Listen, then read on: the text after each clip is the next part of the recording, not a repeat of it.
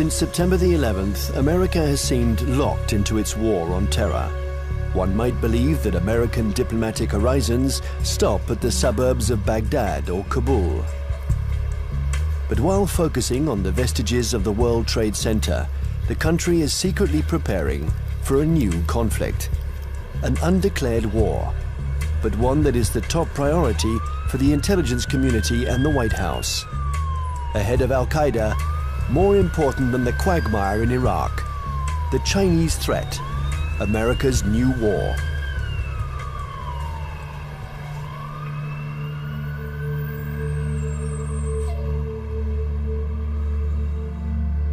They have a term they call comprehensive national power, which is economic, political, military, all together, cultural. And they say this is the essence of China. This is the time for China to rise. Our time has come. This is the Tang Dynasty again. We are a great power. We are a world power. They are playing the old Sun Tzu game, winning the fight without firing a bullet, or that isn't what Sun Tzu said, but win the battle without losing men. That's the best way of winning. And I think they're very conscious of this, but they're willing to fight.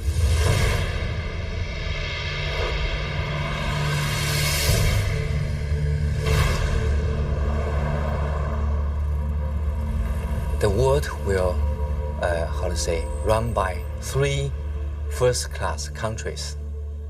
One is USA, United States of America. Another is USE, United States of Europe. Then the Greater China. At this point, at the current point, I think the possibility to see a USE is very slim. But the USA stay as top one country is something sure, right? And as for the possibility of Greater China, the possibility is something in between. Right? So I tend to think Sino-US relations will be one of the most important bilateral ties in the coming years.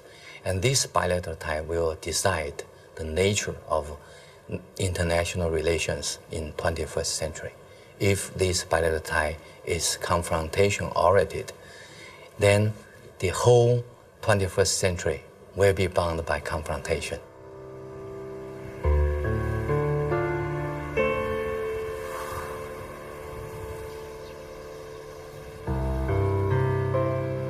Kinmen Island, the actual frontier between the two giants, and where the ultimate confrontation may take place. This little island belongs to Taiwan, but it is only 2 kilometers from the Chinese coast. From here, one can see the inaccessible banks of Fujian province, where hundreds of ballistic missiles point at Taipei.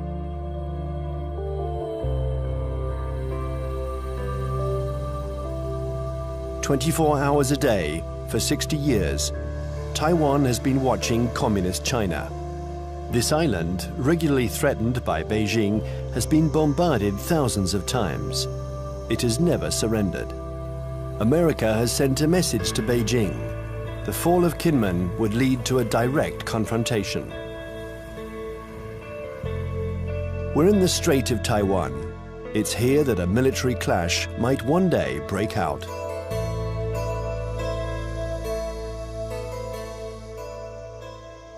Taiwan is one of those emotional hot-button issues, the way Jerusalem is to Palestinians and Israelis, the way Kosovo was to the Albanians and Serbs. And for most mainland Chinese, Taiwan is rightfully a Chinese province. This was territory that they believe was stolen from China by Japan in the 1895 war, and that the United States prevented reunification during the early stages of the Cold War because of our opposition to communism.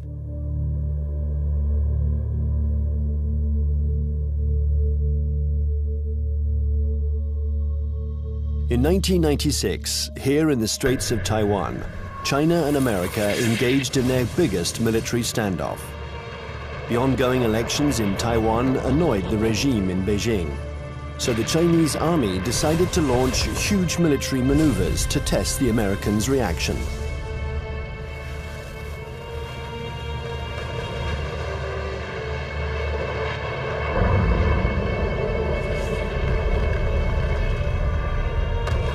After several days of this Chinese show of force, Washington deployed 2 aircraft carriers. It was the first time the two countries came face to face. For several days, there was extreme tension between the two nuclear powers. When the Chinese fired short-range ballistic nuclear-capable missiles off the north and south coast of Taiwan and carried out a major, what we call a live-fire exercise. And Jiang Zemin was there, the president. They were using some very belligerent language. This is when we dispatched 2 carrier battle groups off the East Coast.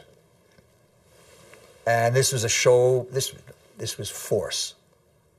And the matter quickly dissipated. The Chinese thought this was excessive.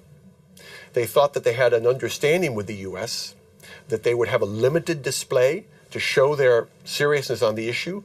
The U.S. would adopt a very limited response, and then they would both back away. They regarded the deployment of a second carrier as excessive and in some ways as humiliating to the Chinese, because the Chinese couldn't do much to deter or complicate the deployment of those carriers.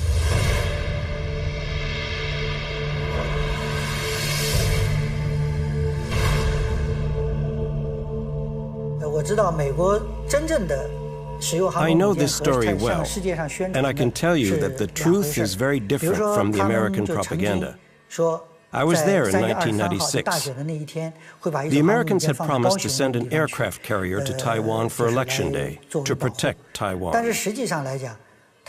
actually, the only American ship near Taiwan was the electronic spy ship Bunker Hill, and it was more than 200 nautical miles away. And the first American aircraft carrier was 600 nautical miles from Taiwan.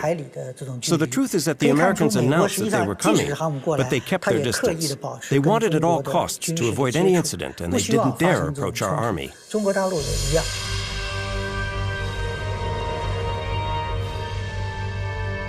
Even if the Americans didn't take much of a risk, in the eyes of the world, they reaffirmed a sacred principle of their foreign policy.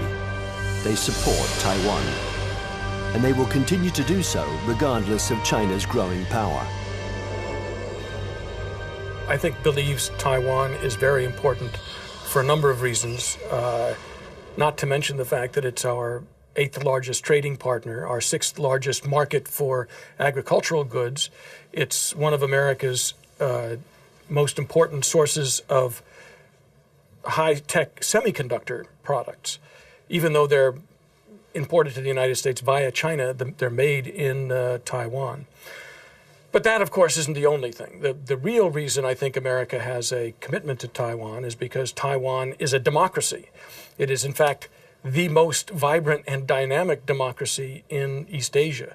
And it's a democracy that came to fruition under the pressure of the U.S. government, primarily the Congress, after 40 years of very tight authoritarian rule by a regime that came from mainland China. I think, however, the real reason that the United States, especially the Pentagon, is so concerned about Taiwan is that it has been a very strong defense and intelligence partner for the last 50 years, including the last 30 years since the breaking of relations with the Republic of China on Taiwan. We have still maintained a very strong defense relationship and a very strong intelligence collection relationship with Taiwan. I would say the United States is committed to Taiwan. This goes back historically a long, long way. World War II, we were there. And we were looking for a strong, unified, democratic China. Well, we got 2/3 of it. Strong and unified, not democratic. Now we're calling China a responsible stakeholder. We've got half of it. We've got a stakeholder, but not a responsible one yet. U.S. feels that we have an obligation, legal, moral, to Taiwan, that we cannot stand idly by and let this be taken over by what looks like an authoritarian, communist-influenced power. This cannot be.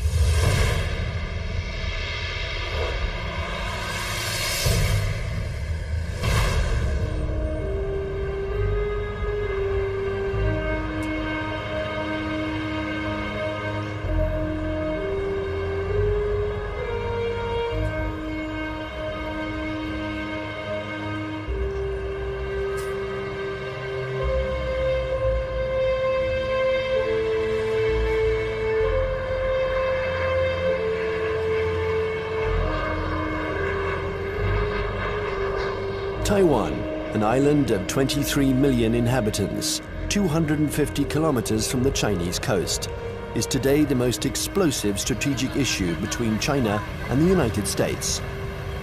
Taipei, the capital, flaunts its economic success. It is one of the biggest centers in the world for the electronics industry.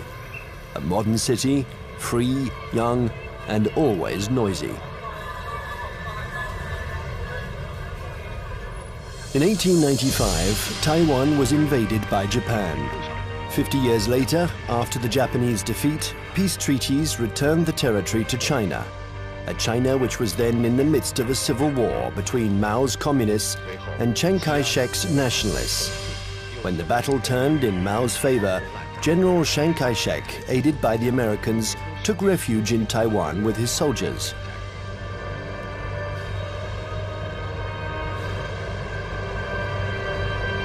Since then, two Chinese governments have coexisted. In Beijing, the communist regime that controls the entire mainland. And in Taipei, the nationalist regime, having become little by little a democracy, calling itself the Republic of China, which rules only Taiwan. Officially, these two governments both claim to be the legitimate representatives of all the Chinese. Taiwan is not recognized as a state by the UN. Only 20 small countries maintain diplomatic relations with the island. A fragile independence, while Beijing still considers Taiwan as the 23rd province of the People's Republic, a rebel province that the regime intends to reunite with the motherland. I would say two major motivations. There are many others, but two major ones. The first one is national pride, unification of China. They are committed to this. This is a strong emotional drive in China. And you don't downplay it. It's real. It's powerful. The second is strategic. They know through history, if Taiwan is in unfriendly hands, that China is very badly affected. If you turn the globe around, and if you were the Navy commander of the Chinese armed forces, then you will see the only way to protect my coastline is to extend our defense and power projection capability far away from our territory. Why I need to do that? Because the economic center, financial center, education center, production center of today's China is all on the coastline. So the Navy's mission is to make sure that nobody touched this so I can continue to grow. To go out, you have a big stone right there. You can go other places, but there is a stopper, a stone blocking your way, and that's Taiwan. Now, Taiwan depends on the outcome of elections that could change its executive power and stock market risks that can endanger its economy. Beijing, nevertheless, has understood that whatever the mood on the island, especially when it is favorable to political reconciliation, the strategy must never change. Imperturbable, the communist regime continues. On one hand, to offer Taiwan favorable business privileges on the mainland. On the other hand, it regularly reiterates its military threats. If the Taiwanese are too insistent about their desire for independence, they're going to have to fight for it. Whatever Taiwan's political tendencies, Beijing's position doesn't change one iota.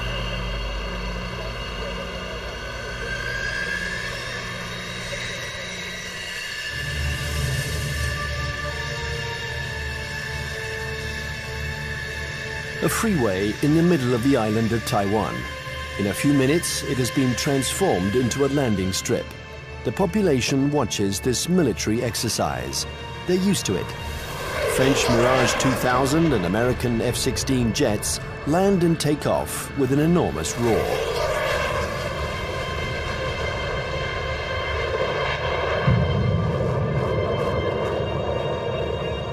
Faced with the uncertainty of American support, Taiwan organizes its own defense. Everyone knows that the airports will be the first target. Strategists on both sides of the strait affirm that the war will first begin with an air battle.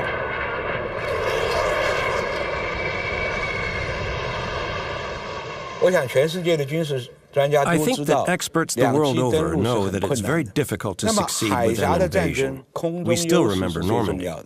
In a strait like ours, it's what's in the air that will make the difference. And we've always tried to keep a strategic advantage over China, our air superiority. But with the Chinese missiles, this equilibrium has been put into question. They can destroy our airports. And if they are destroyed, we lose our only advantage over China, our air superiority.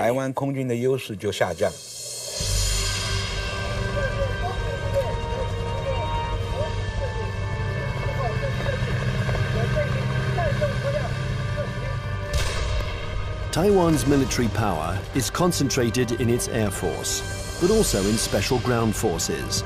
They are training to face the Chinese People's Liberation Army.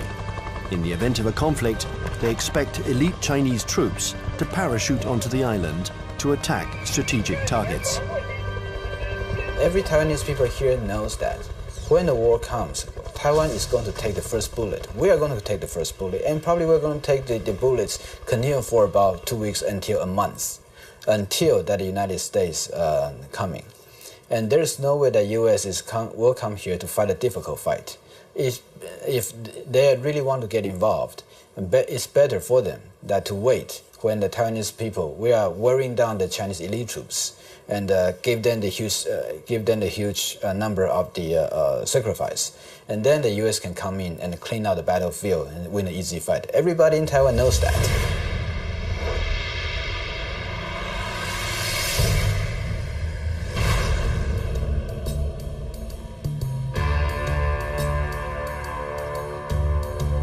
In Washington, the scenario of the next confrontation is a constant preoccupation. They know that Chinese military power has increased significantly. But how the Pentagon will react in case of a new Taiwan crisis remains a mystery. It's certainly not automatic, the support for Taiwan. It never has been. The United States has always maintained a policy of so-called strategic ambiguity, in which neither Beijing nor Taiwan can know clearly what the U.S. response might be under any given set of circumstances. I think that 10 years later, from 1996, the missile crisis in the Taiwan Strait, to 2007, we would approach the Taiwan issue with a little bit more caution. We would approach the Taiwan issue with a lot more caution. What this means, I think, is that we would be probably resupplying Taiwan by air. We probably would put a active duty military contingent on Taiwan rather than risk putting our ships in harm's way. Coming away from this crisis, the U.S. has concluded that I think there's been problems in what they've concluded. The U.S. has concluded that the Chinese were somewhat intimidated by the U.S. deployments, and that in fact they now know the U.S. is very determined to use force if necessary to ensure peace and stability in the Taiwan Strait. In fact, however, I don't think the Chinese were all that intimidated by the deployment of the carriers. What they were is it strengthened their resolve to acquire capabilities so that they won't be intimidated in the future.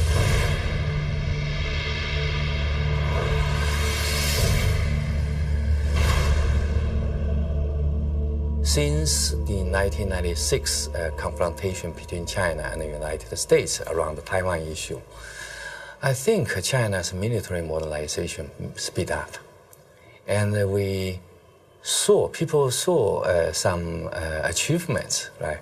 Now China owns J-10. That's the typical third generation fighter. And that made China is the third country that can independently produce the third generation firefighter.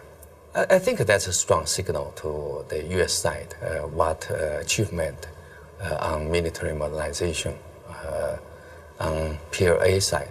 If China's own terminal objective is trying to so-called unify Taiwan by using force to take over, I think their military capability is good enough.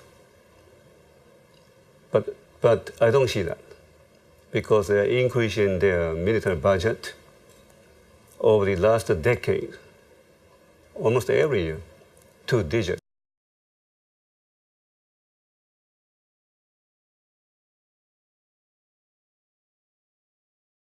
And their budget is not transparent. Some observers calculated, they said, well, in fact, the real number could be triple or double the current budget that they made it public. So why they are doing it? They even, for instance now, they even try to show off they have the capability to destroy the satellite circling around in space. Why they did it? Because they want to show to the rest of the world that we are capable of one day becoming a superpower, maybe overtaking the United States.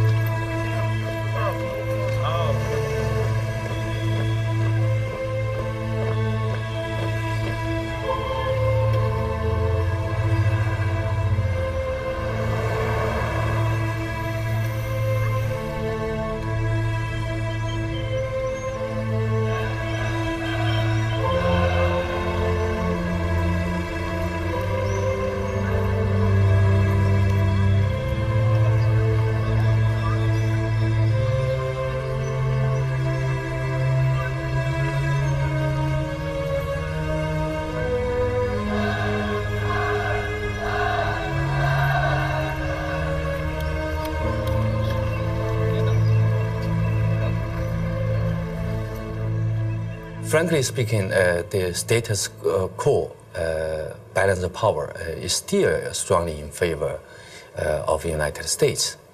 But the situation of balance of power is under change. And I think time is on China's side.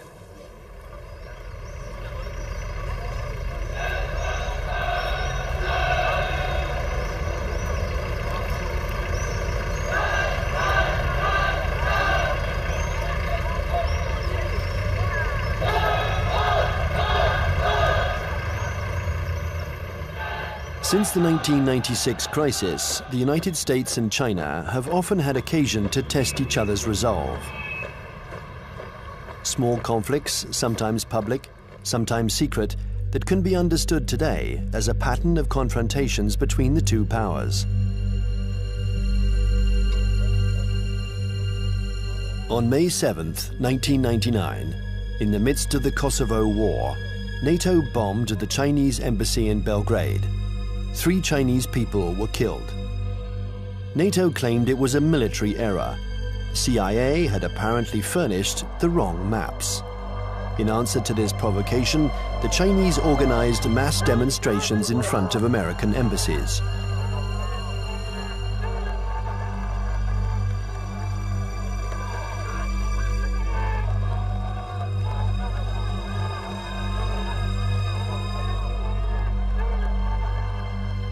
Less than 2 years later, China had its revenge.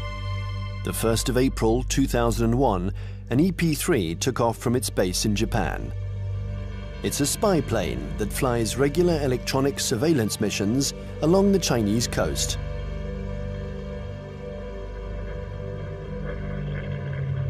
After 6 hours of flight, while still in international airspace, the American airplane was intercepted by 3 Chinese jets. This had been going on for some months. The Chinese planes came within a few meters of the American plane, a little game that the pilots were used to. One of the Chinese pilots was Wang Wei, and the crew of the EP-3 knew him well. He had already shown through his past interceptions of U.S. aircraft that he was willing to take some very serious risks in coming very, very close to U.S. aircraft. They knew him well. Smart Alec, hot dog we call him. He's in the thing and screw you, and Sam, he comes up like this. Well, he comes a little bit too close. And the Chinese, again, the propaganda apparatus turns on, and they say, our plane deliberately turned, hit his plane, and it crashed. Your fault. And we said to China, that defies the laws of physics. The U.S. government had already expressed its concern over this to the Chinese government. I think in this instance, he miscalculated, and he allowed his aircraft to get too close, and it struck the U.S. aircraft, and it damaged his aircraft in a way that forced him to crash.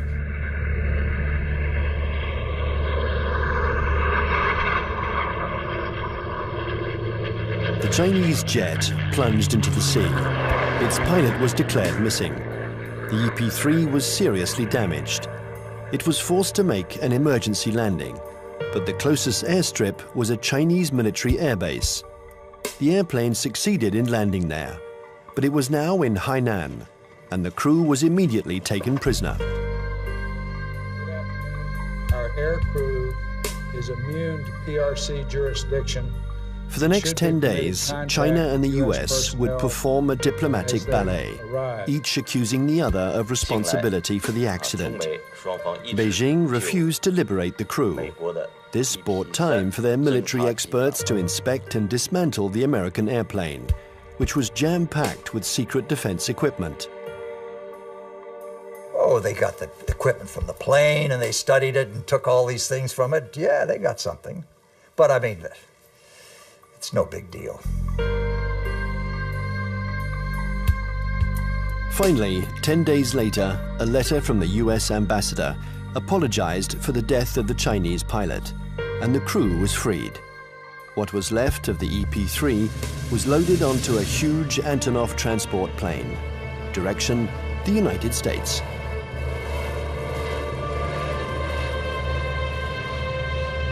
The People's Liberation Army did the same thing after each small battle. They analyzed all American techniques and strategies. It was almost an obsession with Beijing. Chinese military development was entirely oriented towards a confrontation with the US. In 1996, China understood that aircraft carriers were the main threat, so they tried to develop arms to counter them. There are several things that the Chinese have done over the last several years that play to this capability. One of them is they have developed a larger number of more sophisticated submarines, diesel submarines. And contrary to what a lot of people think, many diesel submarines are quieter than many nuclear submarines. They're very hard to detect. The Chinese have built a significant number of new types of diesel submarines. They've also developed a significant number of new varieties of surface warships. Both of these sets of capabilities have application to the Taiwan situation. And the Chinese have deployed the submarines in some instances to areas well beyond Taiwan. They've deployed them around Guam, which is now becoming an area of increased U.S. military presence in the Pacific. They've shown by doing this that they have the capability to deploy submarines into far deep water areas.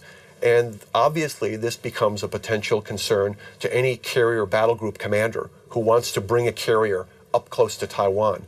We saw last October 26th, our carrier battle group, the Kitty Hawk, was in the waters in the vicinity of Okinawa. And all of a sudden, there emerged right in the middle of the carrier battle group, a very modern Chinese submarine that nobody had seen, nobody had heard.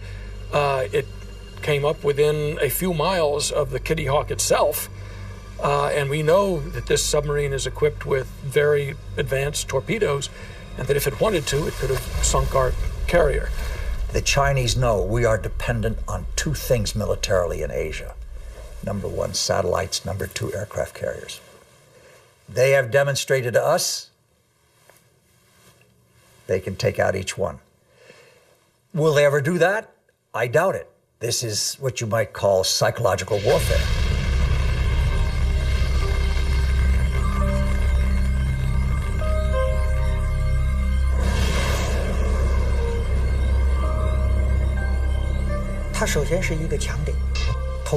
Satellites are an American strong point. But if you look closely, they can also be a weak point. The U.S. relies on satellites to control their entire communications network, and that's a weakness. Today, and we were able to verify this during the last conflicts, the American military depends too much on its electronics and satellites. This dependence reminds me of the Greek legend. The powerful Achilles, who was invulnerable, except for his heel. And satellites are a little like the American Achilles heel. The 11th of September 2006, the People's Liberation Army launched a missile that destroyed one of its own satellites. The explosion in space was obviously immediately detected by the Pentagon. There was consternation in Washington. Nobody had anticipated this Chinese initiative. The Chinese have had an anti-satellite program for some time now, and it's designed primarily to, again, to deter the United States or to complicate U.S. decisions in the event of a crisis. So yes, I think the recent shot by the missile to fire against their own satellite and shoot down their own satellite was designed to convey a signal to the United States about the fact that the Chinese are not simply going to sit back, in their view, and allow the U.S. to have predominant influence. They are going to try to influence the situation, in this case, in sort of an asymmetrical way, by threatening what is regarded as one of the critical areas of U.S. surveillance. The Chinese army has also developed another system to blind American satellites. These are giant lasers that don't destroy them, but blind them enough to make them useless. This isn't science fiction, but a technology that is already in use.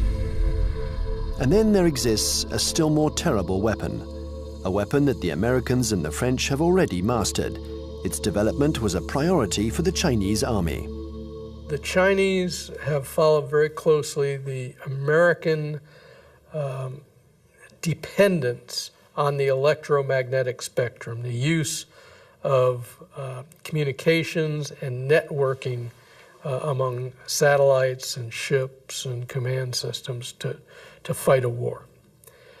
They saw what happened in the first Gulf War, they saw what happened in Kosovo, they watched Afghanistan, they watched the second Gulf War, and they realized that we are more and more dependent on the electromagnetic spectrum and moving communications back and forth.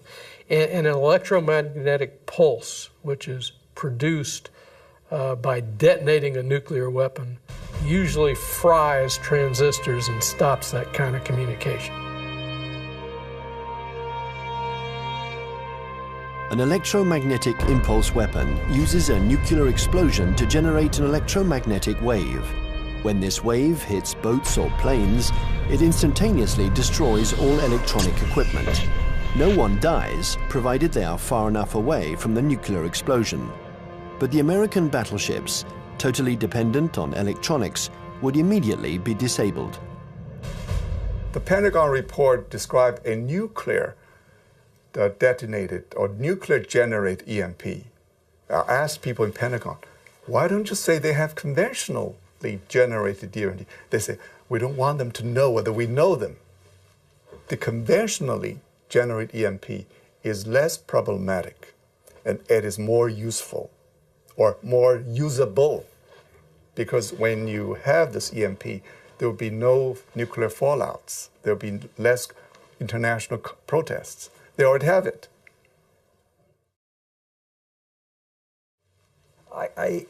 Yes, it is like shooting down the satellite, getting the submarine under the aircraft carrier, EP3 incident off Hainan. It is, look, we mean business. You pay attention to what we're doing.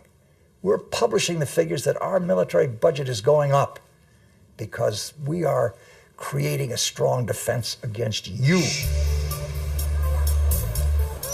China's developing power isn't only military. The regime has understood that it has to make use of every citizen, every business, every organization in its confrontation with the United States. An arms race wouldn't make sense against Washington. It's a war to control energy, the media, culture, and raw materials. And facing an America that overconsumes, that is deeply in debt, an America weakened by its own excesses, China counters with its best weapon, its breathtaking economic growth. The new threat isn't the classic military threat, direct confrontation between one country and another. Today, it's no longer guns against guns, airplane against airplane, or tank against tank. Confrontation takes many forms, in many different areas. For example, in finance or the media, there can be attacks in all these areas. The object of these new kinds of conflicts is the same as in a conventional military confrontation, forcing the enemy to accept certain conditions. It's still war, but war today goes beyond this military domain. It's what we call an unrestricted war. One has to learn to decode the battles in this new war. Sometimes they are small events that seem harmless at first. Thus, on February 27, 2007, the main American stock indexes plunged. Paris had just lost 3%. New York is in an uproar. The cause of this mini crash began with a tornado that originated on the other side of the world, in Shanghai. Suddenly, and with no apparent reason, the stock market there lost 9%, and it took the whole planet down with it. Nobody really understands what happened, but in New York, they pondered the lesson. China had just shown that it could use its new economic power to destabilize its adversaries, above all when they are weakened, like the United States, by the subprime crisis. Beijing uses economy in several ways. First, by influence. Well, in Southeast Asia, worldwide. They invest money when the leaders visit that capital. Then they sign some agreements. The second is what you said. They would only hint at something they might do. For instance, the now $1.2 trillion foreign reserve of China as of the end of March 2007, 40% of them are deposited in United States Treasury bills. So if Beijing decides to transfer that to euros, it will be very painful to the United States. But Beijing doesn't need to say. It only hints here and there. And Washington feels a big headache. Thus, China and America multiply their battlefields. There is the piracy of Hollywood DVDs, the recall of Chinese toys by American builders, the reception of the Dalai Lama in Washington, the buying up of oil companies by Beijing, hundreds of conflicts. China and America think that they have to dominate in order to survive. The U.S. consumed over 35% of the whole, global consumption, right?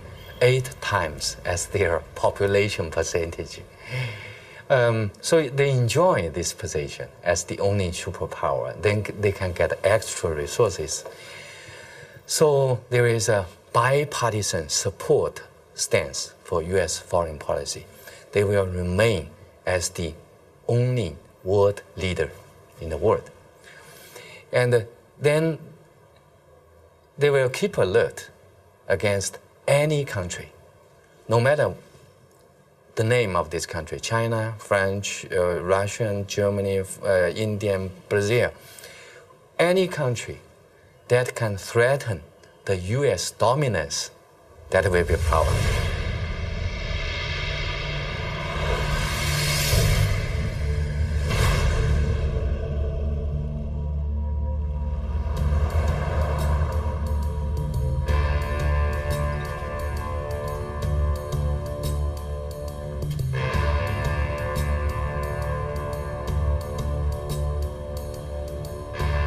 In Washington, China has become the major preoccupation of every administration.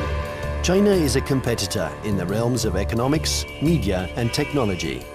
World hegemony is no longer measured by the number of nuclear warheads.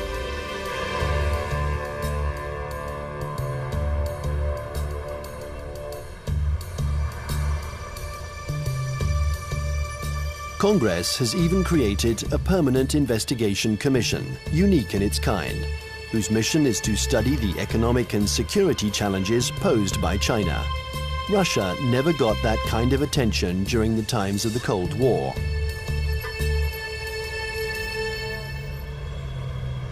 There is a global plan from China. They have two. One was started in March 1986, called the 863 program, and one in March 1997 called the 973 program. The first, the 863 program, called the Torch Plan, was a global plan designed to gather and bring to China dual-use technologies that could be used to improve China's technological base and economy and industry while improving its military capacity.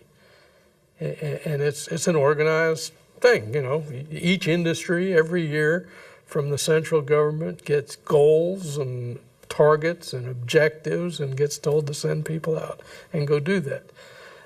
So it is organized, and it's not perfect, but it's organized. And the 973 plan is a parallel designed to improve their capacity in basic research and innovation. People in the States pay too much attention to China. So there are some oversensitive on China. Then this oversensitive leads to a lot of, over-exaggerate conclusion. So that's no good to find the real fact. I think the real fact is that the economic power of China is still far ahead of, far lack of United States, not to mention military power.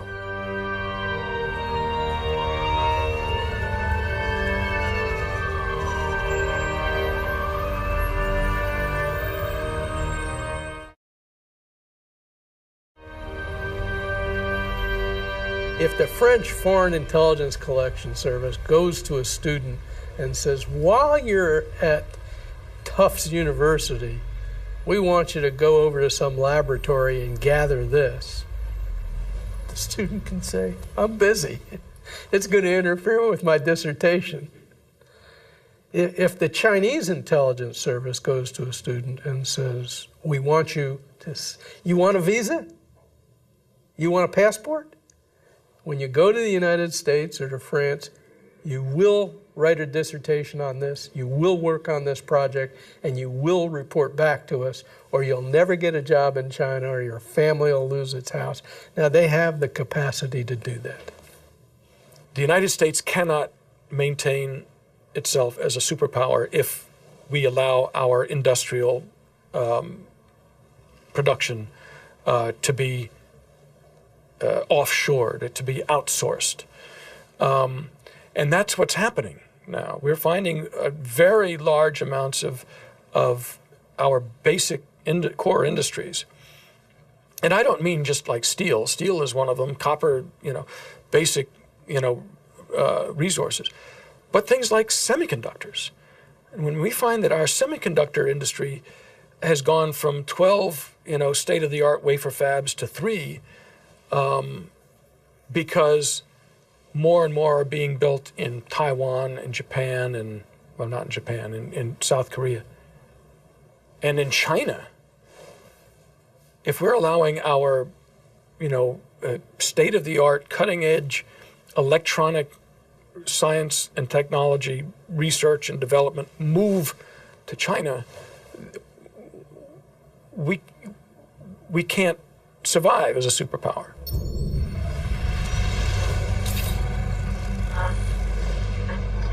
This technological war culminates in cyberspace.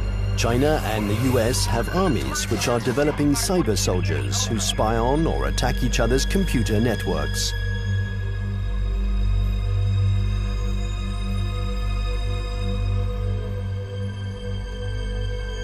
In March 2006, the US State Department decided to buy 16,000 computers from Lenovo, the Chinese company that had just bought out IBM. Some of these computers were meant for networks that circulate secret defense data. Larry Wurtzel and his commission intervened to stop the delivery.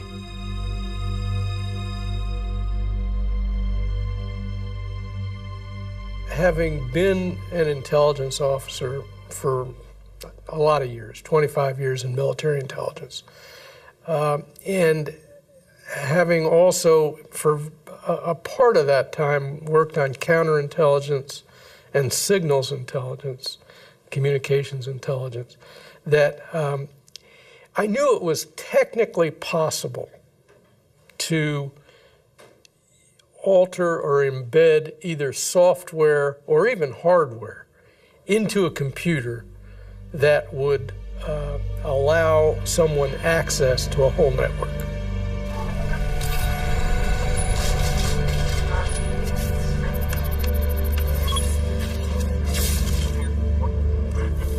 The entire Bureau of Export Controls of the Department of Commerce was attacked and shut down by, turns out, hackers from China. The State Department itself lost a bureau and all its computers by hackers from China. The National Defense University of the United States had its computer systems shut down, and the Naval War College had its computer system shut down. Other computer systems, government computer systems, have been attacked. And I think General Cartwright, the commander of the U.S. Strategic Command, has recently testified in front of Congress about this. So I knew these things were going on. There's more going on that we learn about on the Commission because we do have access to classified information. I can only say that in many cases, the United States knows these attacks are coming from China and knows that they're coming even from specific organizations in China. But I can't go into the details on who. The war on the internet is as old as the internet itself. And one can't say that this was a Chinese invention. In America, the CIA and NASA employ 25,000 people to work on the internet. They have the largest internet surveillance and listening centers. So it's true, war exists on the internet. The war has begun without a single missile being fired, without the world noticing. The war has begun in all of these new technologies. Many civil technologies also have military applications. This is especially true of the entire electronics industry and the internet. They're new battlefields in an unrestricted war. The media, finance, business, all these are included. It's a war because there is real antagonism, and both parties try to take advantage of their adversary. It's a new form of war, the unrestricted war.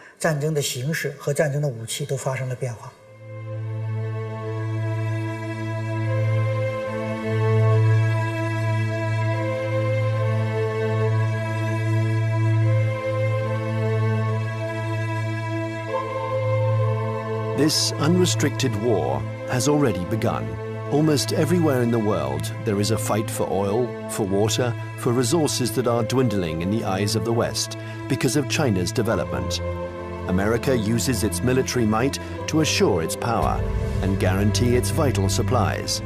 China employs an asymmetrical strategy. It looks for its adversaries' weak points. Nevertheless, this war is apparent everywhere in the world. In North Korea, Myanmar, Iran, or Darfur, in all the hotspots, China and America are opposing each other in the wings.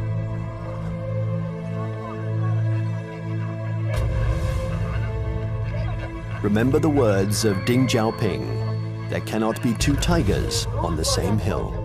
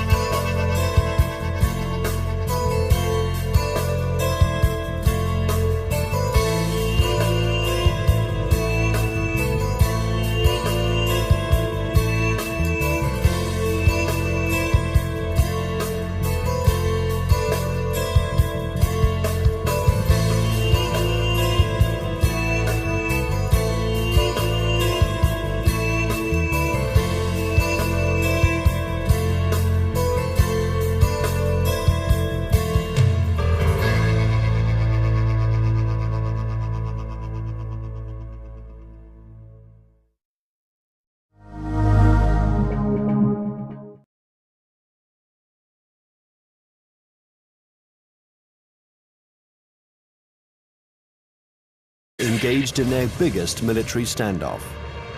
The ongoing elections in Taiwan annoyed the regime in Beijing, so the Chinese army decided to launch huge military maneuvers to test the Americans' reaction.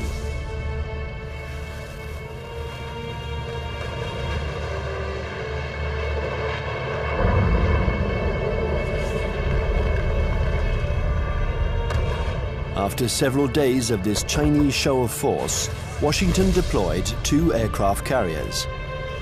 It was the first time the two countries came face to face.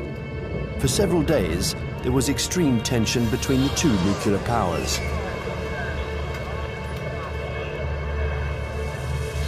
When the Chinese fired short-range ballistic nuclear-capable missiles off the north and south coast of Taiwan and carried out a major, what we call a live-fire exercise.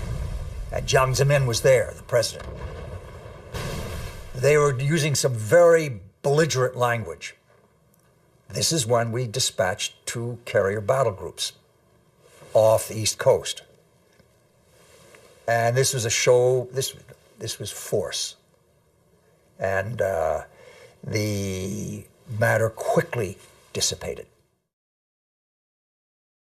The Chinese thought this was excessive. They thought that they had an understanding with the U.S., that they would have a limited display to show their seriousness on the issue.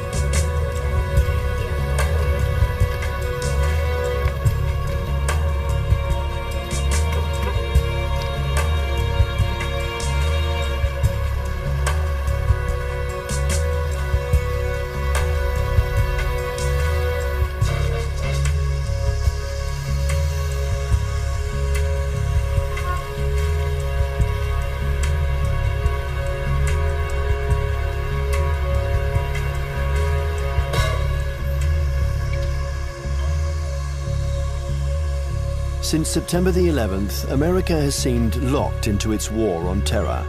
One might believe that American diplomatic horizons stop at the suburbs, the inaccessible banks of Fujian province, where hundreds of ballistic missiles point at Taipei.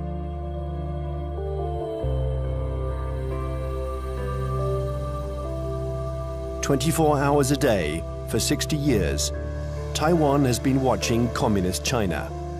This island, regularly threatened by Beijing, has been bombarded thousands of times. It has never surrendered.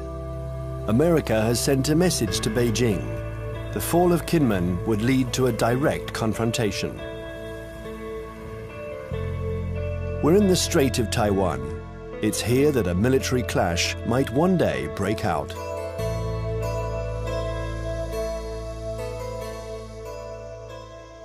Taiwan is one of those emotional hot-button issues, the way Jerusalem is to Palestinians and Israelis, the way Kosovo was to the Albanians and Serbs. And for most mainland Chinese, Taiwan is rightfully a Chinese province. This was territory that they believe was stolen from China by Japan in the 1895 war, and that the United States prevented reunification during the early stages of the Cold War because of our opposition to communism.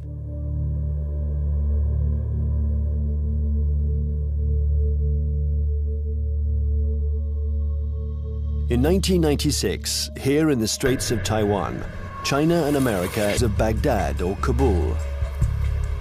But while focusing on the vestiges of the World Trade Center, the country is secretly preparing for a new conflict, an undeclared war, but one that is the top priority for the intelligence community and the White House.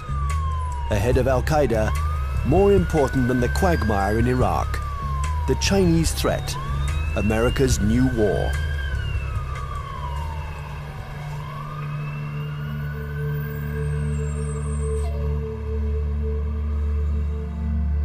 They have a term they call comprehensive national power, which is economic, political, military, all together, cultural.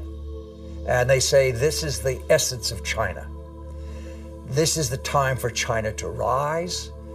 Our time has come. This is the Tang Dynasty again.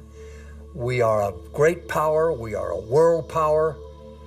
They are playing the old Sun Tzu game, winning the fight without firing a bullet, or that isn't what Sun Tzu said, but win the battle without losing men. That's the best way of winning. And I think they're very conscious of this, but they're willing to fight.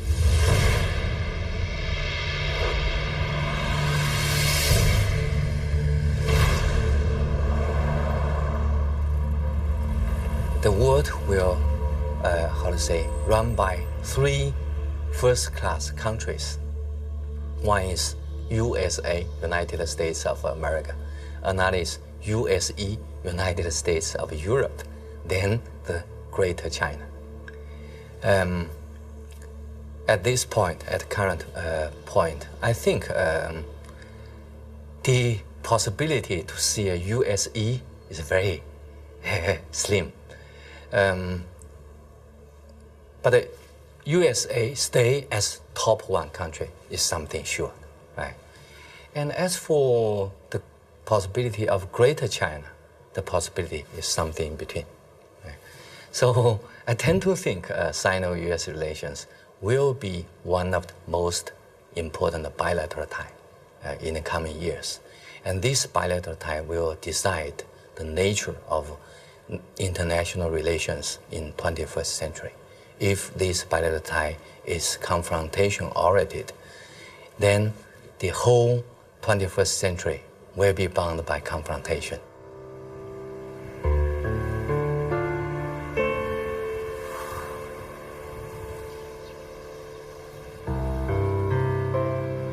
Kinmen Island, the actual frontier between the two giants, and where the ultimate confrontation may take place. This little island belongs to Taiwan, but it is only 2 kilometers from the Chinese coast. From here one can see